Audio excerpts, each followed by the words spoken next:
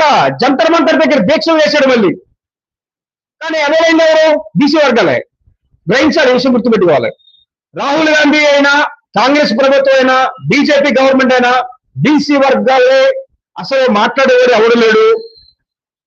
ఇక్కడ బీఆర్ఎస్ ప్రభుత్వం అయినా తెలంగాణలో, అలాగే ఇంకే ప్రభుత్వం అయినా వాళ్ళ అమ్మాయి అసలు లెక్కేస్తాం అసలు. ఆంధ్రప్రదేశ్ లోకి వచ్చేప్పటికి వైఎస్ఆర్సీపీ అయినా, టీడీపీ పార్టీ అయినా వీళ్ళెవరూ కూడా బీసీ వర్గాలకు సంబంధించిన వాడు కాదు. మనకి బీసీలకి పార్టీలు లేవు. బీసీ వర్గాల పేరు చెప్పుకొని తిరిగే వాళ్ళు ఉన్నారు తప్ప బీసీ వర్గాల అభివృద్ధి కోసం ఆలోచించేది ఎవరు లేడు. ఇది గ్రహించాల్సిన అవసరం చాలా ఉందంట. ఆంధ్రప్రదేశ్ రాష్ట్రంలో బీసీ వర్గాల కోసం తప్పన ఆరాటపడి చేసేవాడు ఎవరన్నా వస్తుంది అర్థం చేస్తా ఉన్నా. ఎవడో మరి మా వెంపర్లాడతాడంటే ఎప్పుడు పడ్డాడు. ఏంటో మరి ఆ టెక్ ఏంటో అర్థం కాదు. నేను మీటింగ్లు పెడుతున్నారు బీసీ వర్గాలకు సంబంధించి, చాలా మంది కూడా అవేర్నెస్ తీసుకురావడం